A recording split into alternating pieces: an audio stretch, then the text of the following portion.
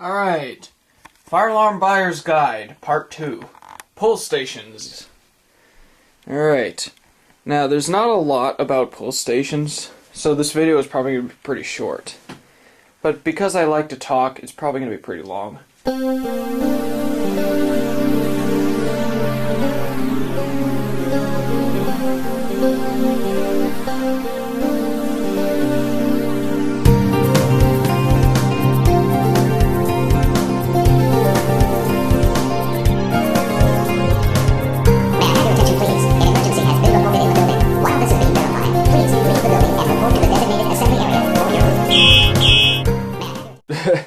Alright, so there's not too much to know, not too much to worry about pull stations when you're trying to buy one, but I'll point out a few that are easy to find.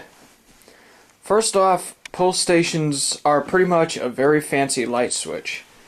See, if you open the MS2, look inside, there's a little switch right there. Gamewell Sentry has a little switch. The Edwards pulls pretty much have a little switch in them. This one has a switch, and then the other ones have buttons in them, like this one right here has a button in it, see that? But basically what a pull station is, yeah, come on, there we go. Basically a pull station is a very fancy light switch in its simplest form, alright? So, conventional pull stations are easy to find for not too much. Some of the easy ones to find are the BG12. These are very common, you can get them for not a lot, and they're simple. And the BG10s, these are fairly common as well, and they don't cost a lot either. BG8s are quite common, not as common as these two, but yeah. And then there's the BG6, which is pretty rare. So it's like, these three are common, this one's rare. But yeah, that's the Firelight and the Notifier. See, these two are Notifier, this one's Firelight, and this one, it doesn't say it anywhere, but it's Firelight. It says it on the inside, actually.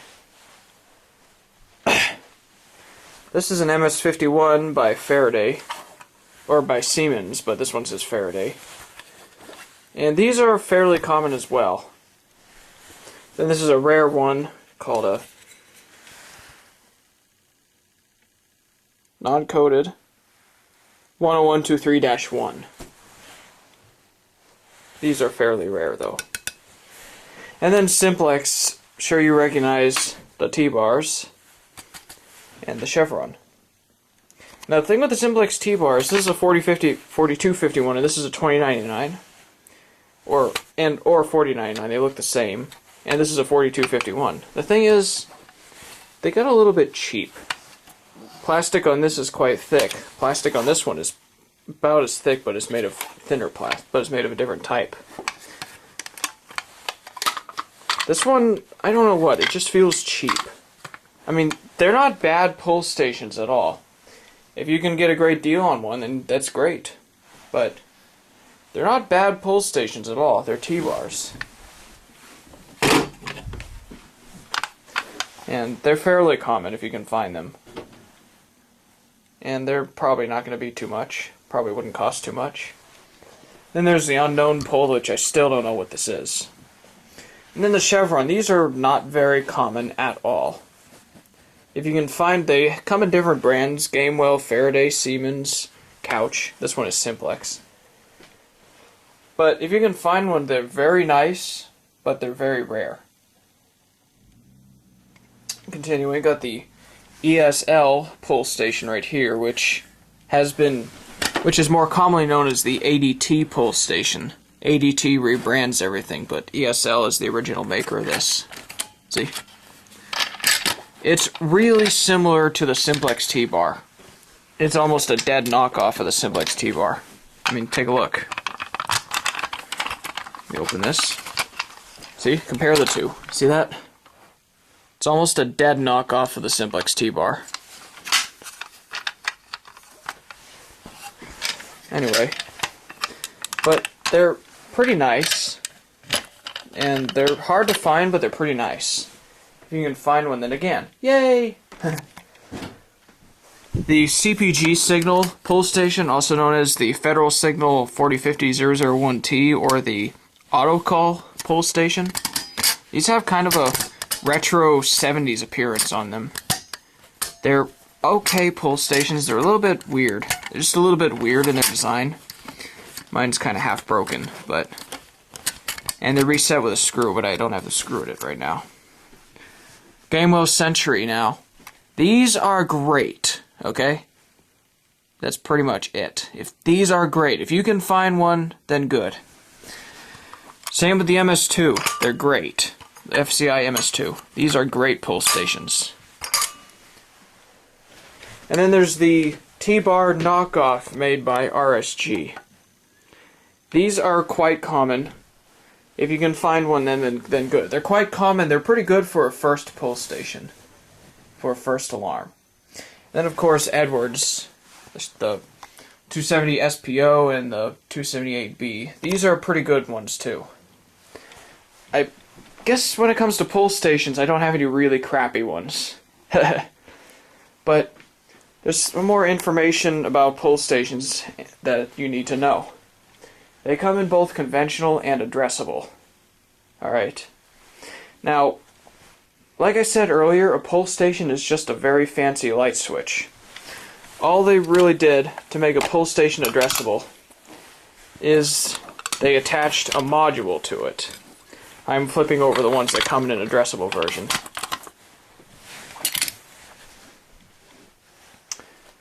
Yeah, so they're pretty much just, all they did is they just attached a monitor module. On the BG12 like this, you see there's these hooks right here. On the inside, right here, there's clips. A module goes there, and the wires run out the back to here, and where there's 4 sets of screw terminals. Now, if you get an addressable BG12, if you can find an addressable BG12, then it's not all bad. The left 2 terminals connect, on the addressable one, the left 2 terminals connect to the addressable module. So you wouldn't want to use those. But the right 2 terminals that the addressable BG12 has, right here, go straight to the switch. So you'd connect your wires here. Now, similar with the Simplex TBar, this one doesn't have now, this one's non-addressable. This one was addressable at one point. It actually had tabs sticking up and the module was there. I don't have the module though. But on the module, there's 2 screw terminals on the bottom that these wires would go into. And then there's 2 screw terminals on the top. All you really have to do is unscrew all those screw terminals and pull the wires out, then you can just use the wires on the pull station. See? Just like that. The BG10 didn't have a monitor module attached to it. It actually hung off the back of the pull station. That one you can just pull off quite easily. The switch was connected to it somehow, and then the wires were soldered to the screw terminal, and it hung off the back. All you really have to do is cut the wires off the module and strip them, and if you want to, you can solder them to the terminal strip. I did not solder that, by the way. Anyway. BG8, the only way you'd find an addressable BG8 is if it had a monitor module attached to it, but they did not make addressable versions. The addressable Gamewell Century is different too. There's a module on the back, and some of them actually have an LED right about here. But there's a big module on the back, but once again, you pull that module off and then there's just a switch underneath. That's pretty much it. The Siga, the Edwards pulls, pretty much the same thing. Pull the module off, there's a switch. So it's pretty easy to convert an addressable pull station to be non-addressable. It's quite easy to do, so yeah. Also, there's stopper covers, like this one right here. And if you can find one of these, they're uncommon, but they're good. They're pretty nice. Especially when you have especially when you throw wood at a scrap bin. When you have a person who throws wood at a scrap bin in a shop. Alright. So, that was rather short. But I guess that's the buying guide for pull stations. So, the next video in the series, part 3 in the series, is going to be automatic detection, smoke detectors and heat detectors. There's a lot to know in there. And then there's going to be part 4, which is probably going to be pretty hard to do for me, because I only have one panel. But part 4 is going to be panels. So, have a great day, everybody.